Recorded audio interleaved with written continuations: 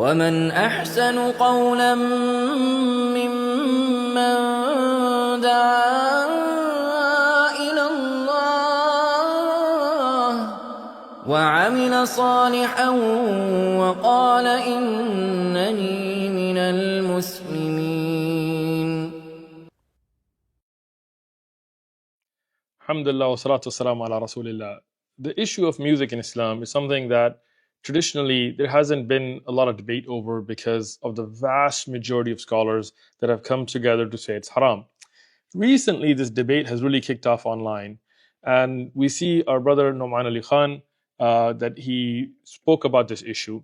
Now, before you guys all start getting in a big, hoo-ha about why are you talking about it online and why don't you speak to him on private, I did. Me and our brother Eddie from the Deen Show, when this issue was brought to us, we reached out to Noman Ali Khan, and in a way to do it with nasiha, privately, we set up a WhatsApp group. As you can see the picture on your screen, this is June 20th, 2023. So that means more than a year and a half ago. And we invited him and he joined the group, and he said he wanted to bring some experts. So he brought two more people in who I don't know personally. One he said was a faqih, and one he said was a hadith scholar, to review the evidences. And all the evidences that I'm going to present to you, I presented to them in the group. The response was not academic. He decided to leave the group and say, you know what, I'm going to stick to my opinion. No response. So I gave him a year, and our brother Eddie from the Deen Show is a witness to this, that look, review the evidences. If you have evidences, show them to us and I'll change my view. But if you don't, then don't go around making videos and posting about why music's halal without understanding the issue from an academic perspective, and bring any experts you like. All of them left the group with no responses. So I waited a year. It's been a year and a half now. So now we're going to address the issue. Our brother Noman Ali Khan, he said, I needed to understand the prohibition of music. I really wanted to grasp it. And there are several ahadith that talk about this issue. And the problem with me is I recognize the limit of my area of expertise. I am not a specialist in hadith by any stretch of the imagination. I'm a student of hadith for my own benefit, but I don't talk about it public. I don't lecture on it because that's not my area of expertise or my area of research. No, it's very important. You heard what he said. Again, I appreciate the fact that he recognizes his field of expertise, but then he goes on to do exactly what he said he doesn't do, which is talk about hadith, criticize hadith, which are in Bukhari. And again, so why would you do that if that's not your field of expertise? And to say that I spoke to a hadith scholar, but I can't mention his name, and he won't say it publicly, and this is just not valid. This is not the way Islamic academics work. He continues. My area of research is Quran.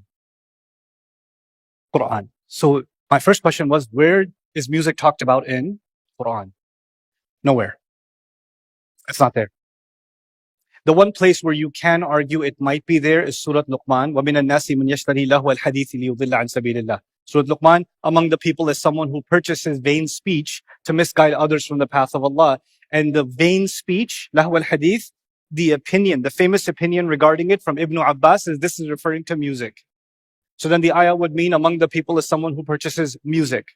So now all of a sudden, this became a Quran studies issue, right? But Ibn Abbas radiallahu anhu has an opinion, and there are several other Sahaba who have several other opinions. And fun enough, the opinion of Ibn Abbas radiallahu anhu that's recorded in Ibn Kathir is not authentic.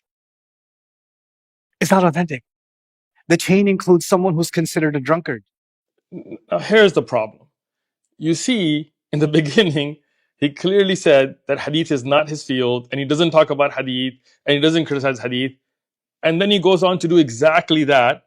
And to say the chain has a drunkard is a very harsh criticism of a hadith that is no doubt authentic. And I will prove it, inshallah, in this video, with scans of each book, evidences, chains, and all of that. You can't say I don't know about hadith and then criticize hadith and call narrators drunks without even mentioning who they are. Which narrator? I asked him this on the group. Which narrators are drunk? I'm going to show you the chain. and go through each narrator and show me where is the drunk. Okay? And it's not just one chain. And it's not just Abdullah ibn Abbas radiallahu anhuma who said that Lahu al-Hadith in Surah Luqman includes music. And if other Sahaba mention other things that would also be included in useless or vain talks, doesn't mean that music is not included. It's not a contradiction here. Now, let's take this from the top. Let's take this from the Quran itself. In the tafsir of Ibn Abi Hatim, which is one of the earliest tafasir, he mentions the riwayah from Abdullah ibn Abbas, and it's on your screen.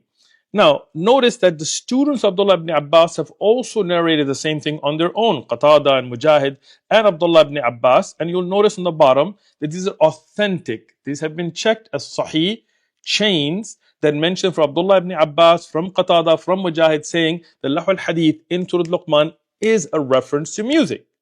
So in the Quran, it does mention this. Now, what I want to show you here, this is Mawsu'a Tafsir al-Mathur, which is a collection of all of the narrations from the Prophet ﷺ and Sahaba and Tabi'un and later scholars about the meaning of the Quran with chains and narrations of checkings. In it, not only through a single chain, now please look at this, from 6 independent chains from Sa'id ibn Jubair and other Abu Salih and other students, Atiyah and Mujahid and Dahak and other scholars who took this knowledge from Abdullah ibn Abbas, all of them with their own independent chains, they mention Abdullah ibn Abbas held this opinion. That means it's not like a single chain. These are 6 different chains, authentic, right there on your screen. Now, look at the next page that we have here. Again, from Abdullah ibn Abbas, and he mentioned this authentically, from Hasan al-Basri, from Ata, other ulama from the Tabi'un, they all took this to mean that this is a reference to music. It's not just Abdullah ibn Abbas, who, by the way, was from the greatest scholars of hadith, greatest scholars of tafsir, the one that Rasulullah sallallahu alaihi wasallam said, may Allah give him the understanding of wahi. So when Abdullah ibn Abbas has an opinion in tafsir, authentically established, we definitely take this. But the other sahabi that I'm going to mention here, Abdullah ibn Mas'ud, from the great scholars of Sahaba, from the one that Rasulullah sallallahu alaihi wasallam said, take Quran from him. So again, now you look at the caliber of Sahaba we're talking about. Abdullah ibn Abbas, Abdullah ibn Mas'ud, here the narration from him, and Ikramah and Sa'id ibn Jubair, they're all mentioned here. Now, and I'm going to discuss the narration from Abdullah ibn Mas'ud in detail. I'm going to go through the whole sanad, but I want to show you the other narrations as well. Mujahid, again, not through a single chain, but through 5 different chains here. Dahak and others, they have all said that this is a reference to music in the Quran. Now, let's take Ubayd ibn Umair, Hasan al-Basri, Sa'id ibn Jubair, Ata, all of them, same opinion. So, don't just say it's like one narration from Abdullah ibn Abbas and others give different opinions. No. There are tons of narrations from different Sahaba and different Tabi'un that all said that this means music. Now, when we look at a chain, we don't just say, I heard from somebody who won't mention their name and I can't mention them and they won't talk about... No. We're going to give evidences. This is from the Sunan al-Kabir of al-Bayhaqi, and this has the narration from Abdullah ibn Abbas that you said. Now, this is reported from Abdullah ibn Muhammad, who's famously known as Ibn Abi Dunya, from Zuhair ibn Harb, who was a great scholar and faqih and thiqah, from Jarir ibn Hazim, which is another strong, salih narrator, as Al-Dhahabi has said, from Ata ibn Sa'ib, the great tabi'i and scholar, from Sa'id ibn Jubair, one of the fuqaha of Medina, from Abdullah ibn Abbas, radiyallahu anhuma, that says that this ayah with Lahu al-Hadith is reference to music. Now, where's the drunk? Where's the drunk? How dare you say something about a chain like this? Prove it. And this is why I gave you a year and a half to go research it, to discuss it offline, so I don't have to do this in public. But because you didn't respond, and our brother Eddie from the Deen shows is a witness to this, we have to do this in public. Where's the drunk? Now, continuing on, next page. This is the hadith from Abdullah ibn Mas'ud. It's also mentioned with the same meaning that this ayah in the Quran shows that music is haram. And Abdullah ibn Mas'ud said, Wallahi al-ghina. He says, I swear by Allah that this is a reference to ghina. Abdullah ibn Mas'ud, the great Sahabi, the Faqih, the Mufassir, the Muhaddith, the one that Rasulullah sallallahu alaihi wasallam said, take Quran from him, take the understanding of the Quran. What did he say? He says, this ayah shows that music is haram, and he took qasam by it. And as you can see, this is Sahih. It was authentic by Ibn Abi Dunya and by Ibn Jareen in his tafsir and others. And we'll talk about Al-Baghawi and others. So now, when we look at the authenticity of ahadith, one of the greatest scholars in this field from the past, I'm not even getting to contemporary scholars, is Ibn Hajar Asqalani. The famous Ibn Hajar Asqalani has a famous takhrij book, a checking of hadith, talkhis. And here he says about the hadith of Abdullah ibn Mas'ud, where Abdullah ibn Mas'ud takes qasam, who says, Wallah, this is ghina. He says, Bi-isnad al-sahih, it is authentic. Ibn Abi Shayba had reported it authentically. And then he says about this that Al-Hakim and Al-Bayhaqi all considered it to be sahih, as Ibn Hajar Asqalani does himself. In the Mustadrak of Al-Hakim, I've given out here the entire chain again. Now, I'm going to go through the entire chain again with you, okay? So know, is there any weak narrator in this hadith, any drunk in this, okay? Now, this is reported from Abu al-Abbas, Muhammad ibn Yaqub. Who is he? As I've listed out, handwritten my notes from checking each narrator here. He is an imam, a muhaddith, the musnad of his asr, the one that the people would take chain from, al-hafiz, memorizer of hadith, faqih, a shafi'i, scholar, no doubt to his authenticity, right? Who does he report it from? From Bakkar ibn Qutayba al-Qadi, who is a famous scholar and judge, Qadi al-Kabir, Allama, Muhaddith, a Hanafi faqih of the Hanafi madhab.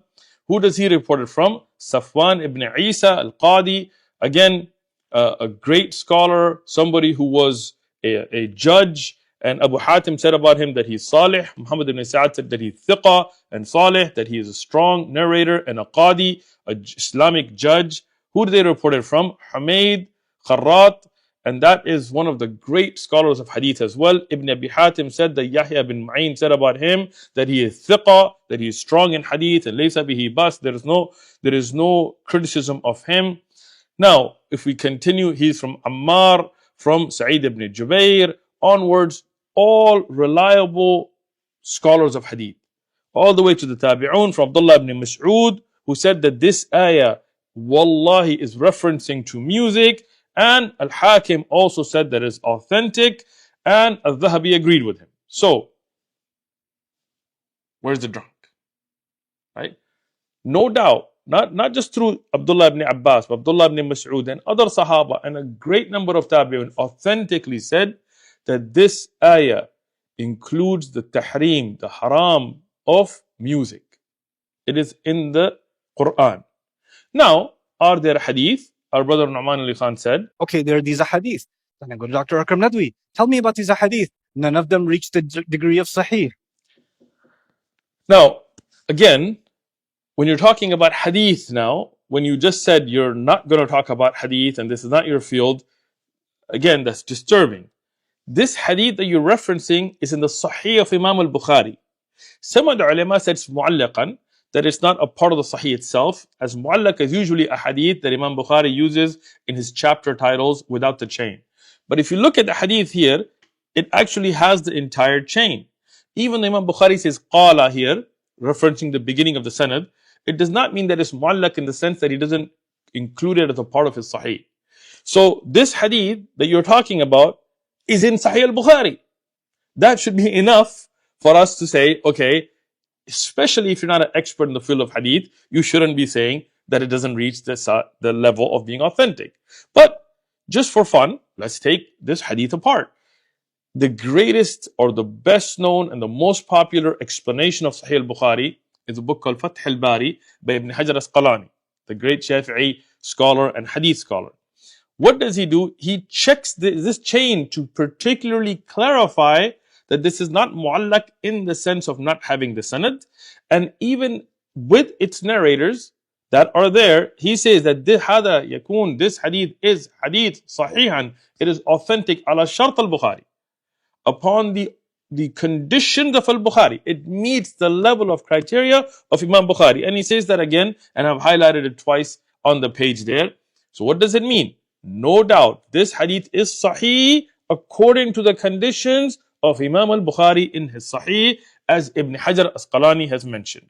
Now, let's take some contemporary scholars. We've been taking the classic scholars. One of the best known scholars of hadith in our time, who has done an amazing work of rechecking and going over ahadith from the past, looking the opinions of different scholars, is Shaykh Albani. Well known, needs no introduction. In his Mawsu', collecting the hadith that he graded to be sahih, the hadith, this hadith is there.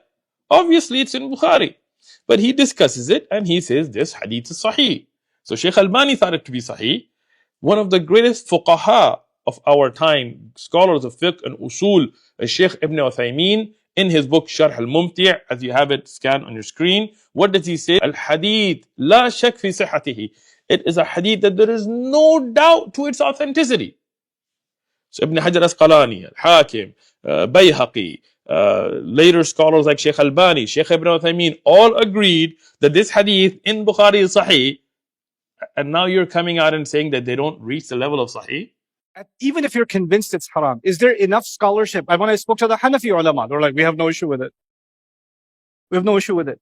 I went to traditional South Asian Hanafi ulama in private gatherings, no issues. They won't say it in public. Privately, they said no issues. Now, this is really disturbing. First thing, you won't mention who these ulama are. Secondly, you will say that these ulama themselves will not say this in public. So why are you mentioning this in public? If this is something private between you and them, then keep it private. And if they're ashamed to say this publicly, then there's something wrong. And just to say I've met Hanafi ulama or Shafi'i ulama or Maliki ulama doesn't tell us anything. The madhab is not just a particular scholar's opinion. Regarding this issue, there are ulama who have written entire works to say there is ijma', there is consensus that music is haram. Now, you could argue that point, that there is an ijma' and so on, but that's not even what I'm discussing here. When you talk about the madhahib, you have to reference the books of that madhab and the mu'tamad, the relied upon books of the madhab. Now, if you're going to say the Hanafi madhab and Shafi'i and Maliki and so on allow music, they don't say this is haram, then give us a reference from a book or name a scholar. You can't just say I met somebody somewhere and they won't even mention who they are and they won't mention it publicly and then quote it. Here, I'm going to show you. This is from Umar ibn Abdul Aziz. Umar ibn Abdul Aziz, the great Khalifa, the pious man who led the Ummah without a doubt. In his time, when some of the people started to allow music, what did he say? He said, you're openly allowing musical instruments and wind instruments is an innovation in Islam. He said, this is something that was never done before. And he criticized the people and condemned them for such a thing. From that early on, the Hanafi scholar Abu Layth as-Samarqandi, in more than one place, he says that the proofs, and I've scanned them, they're on your screen right there, the proofs of prohibition music, listening to singing, dancing, and all of that is from the kitab, from the Quran and the Sunnah, wal ijma' al-ummah. What does the great Hanafi scholars here say? That according to the consensus of the Muslim Ummah, this is haram.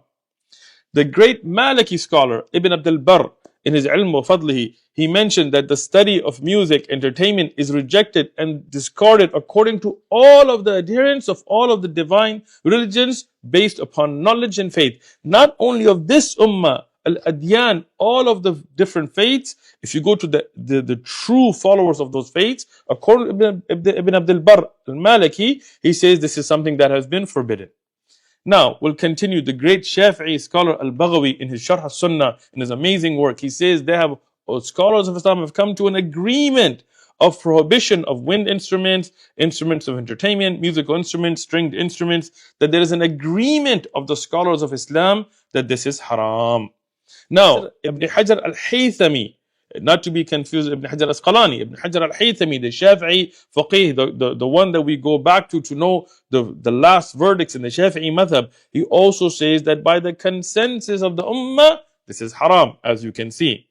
Now, the greatest scholars of the Hanbali madhab, the famous scholar Ibn Qudama, Muwaffaquddin, Ibn Qudama, Al-Maqdisi, Al-Hanbali, the one who wrote Al-Mughni, in Al-Mughni, right there on your screen, he shows that there is an agreement of this ummah that this is haram. I'm not just saying I met a scholar and I met him and he won't mention his name. That I'm giving you scans for each one from all the madahib. This is from Ibn Rajab al-Hanbali. In his explanation of Sahih al-Bukhari, he also says that by the consensus, ijma' of this ummah, listening to musical instruments is haram. By the ijma' of this ummah. Now, when we go to Al-Qurtubi, the great scholar of tafsir, he has Jami' al-Ahkam al-Quran, Al-Qurtubi, what does he say? He goes, with regards to flutes, stringed instruments, drums, there is no difference of scholarly opinion that it is haram to listen to them. These are scholars that are showing ijma' of this ummah. Now, what about the four madahib from the ai themselves? In Ruh al-Ma'ani, Al-Ulusi, the great scholar of tafsir, he talks about Abu Hanifa, and he is a Hanafi scholar himself. He said Abu Hanifa forbid listening to musical instruments, all types of trombones, drums, even the striking of sticks to make a musical sound. Abu Hanifa prohibited it. So don't tell me the Hanafis are fine with it. Abu Hanifa wasn't fine with it. And his madhab is not fine with it. Right?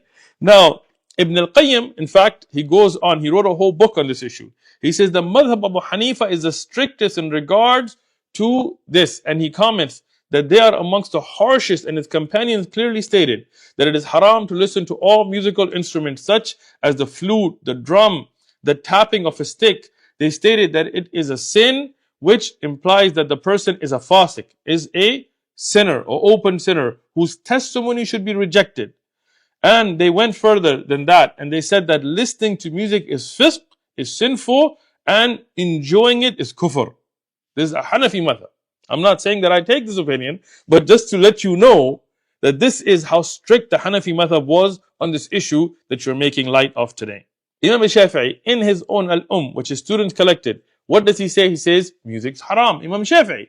If you look at the Maliki opinion, as Ibn Abdul Barr has mentioned already, and the Hanbali opinion, which has been mentioned, as Ibn Jawzi, he mentioned that Imam Ahmad considered all music to be haram, except whatever there is an exception for, and we'll discuss that inshallah.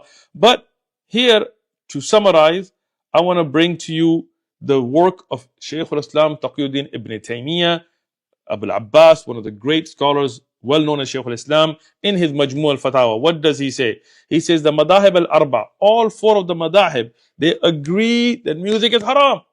All four of the madahib. Right? So, from the contemporary scholars like Shaykh Abdulaziz ibn Baz, Shaykh ibn Uthaymeen, Shaykh Salih al-Fawzan, Shaykh Albani, so on, they will also find these clear verdicts that music's haram. Some people might say, well, there is a scholar that took another opinion. Ibn Hazm took another opinion, or this scholar took another opinion. And that may be. Just because a scholar held an opinion doesn't mean that it's okay for you to follow it. There is a beautiful statement from one of the great four ai', Imam Ahmad ibn Hanbal. He said, if you took from the concession of every scholar or from the mistake of every scholar, you would gather together every source of evil. And I have this statement on your screen. What does that mean? We don't just say, oh, a particular scholar said it's okay, so it must be okay. No, we look at the evidences. The Quran clearly, as the Sahaba have explained, show music is haram. Sahih ahadith in the Sahih of Imam al-Bukhari that have been checked by Ibn Hajar and others clearly show music is haram. Many of the Sahaba have clear statements, as Ibn al-Qayyim has mentioned, that music, it grows hypocrisy in the heart. Having known all this, you can't just say, well, there is ikhtilaf on the issue. There is such a great scholarly consensus on this that you could even make an argument for ijma'. Now, I'm going to mention a couple of things where people make a kind of shubha, a doubt, to try to get away from this. They say, well, there is a hadith where Rasulullah sallallahu alaihi wasallam was sitting and little girls were playing the daf and he allowed it, so that means music's halal. No. We always have an a general rule, and a khas, a particular exception. For example, dhuhr is prayed 4. But if you're traveling, you pray it 2.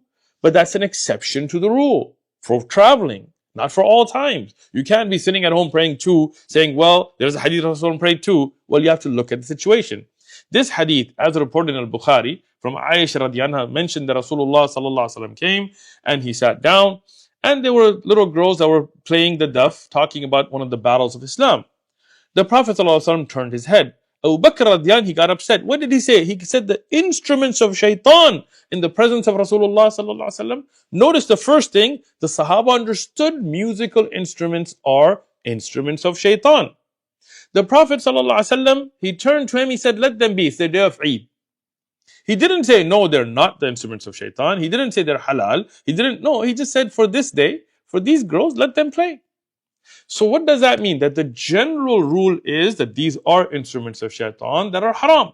The exception to that rule is for the day of Eid, or as another hadith will mention about weddings and things, for girls to play the duff, only the duff, not guitars and all that, would be permissible. That's an exception. That is their hadith, and we accept that, as Imam Ahmad ibn Hanbal said as well. And this is supported by the hadith that Ibn Majah and At-Tirmidhi have mentioned from a reliable chain, where he says the difference between halal and haram, meaning talking about the weddings, is the one that is with the duff and sound, meaning that if you play the duff with the sound to announce the wedding, this is halal for that situation, not for all situations. So understanding this, when we look at from the earliest scholars, from the Sahaba and Tabi'un onwards, musical instruments in general are haram. No doubt to that.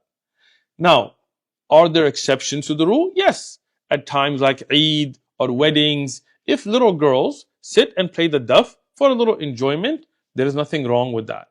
But you can't translate that to mean that you're going to go throw on Metallica and throw on NWA and throw on these things and just listen to them and call it halal. No. You don't play with the religion. Now, there is another doubt people put forward. They say, well, music's everywhere. What do we got to do? Put corks in our ears when we're walking through a mall? No. There's a difference between hearing something that you don't intend to hear and something that you attentively go and listen to, right? Meaning that if you're going to go for a job interview and you're sitting in the lobby and there's music playing, you didn't go for that intention. And if you have no power to turn it off, then you are not held responsible for that which is out of your control. That's just something in the passing. And it being everywhere doesn't make it halal. Gossiping is everywhere. Lying is everywhere. Women dressed inappropriately is everywhere. Any mall you go to go buy clothes, or any shopping center you go to buy milk, you're going to have women that are not dressed appropriately and men that are not dressed appropriately. Does that mean that it's halal? No. You don't make that excuse. You do your best. If you go somewhere and there's a poster of a woman or a man not dressed appropriately, and you happen to see it because you walk in the store, that's not a sin on you. You look away. But that's different from you going and searching up a website and watching videos or something. Don't equate the two. The same with music. You go to a mall and there's music playing in the background. You go shop, do what you got to do, get out. That's not your sin. But if you go to Spotify or whatever, Apple Music or YouTube Music, and you start listening to songs, that's different. Now, the next shubha that I will deal with. A lot of people do listen to music. That is true. And that doesn't make you kafir. Like, we're not saying that this is an issue of kufr. But don't call it halal. If you have a personal weakness, sometimes maybe you're feeling down and you throw some blues on or, whatever. That's between you and Allah. People sin, they make mistakes. Make tawbah to Allah. Hopefully between salawat and the good deeds that you do will erase these bad deeds. But don't halalify it. Don't try to change the deen of Allah. Don't try to take away from the Quran. Don't weaken ahadith in al-Bukhari. This is important. We all have sins and mistakes. But to justify haram and call it halal, that's a line you shouldn't cross. أحسن قولا ممن دعا إلى الله وعمل صالحا وقال إنني من المسلمين.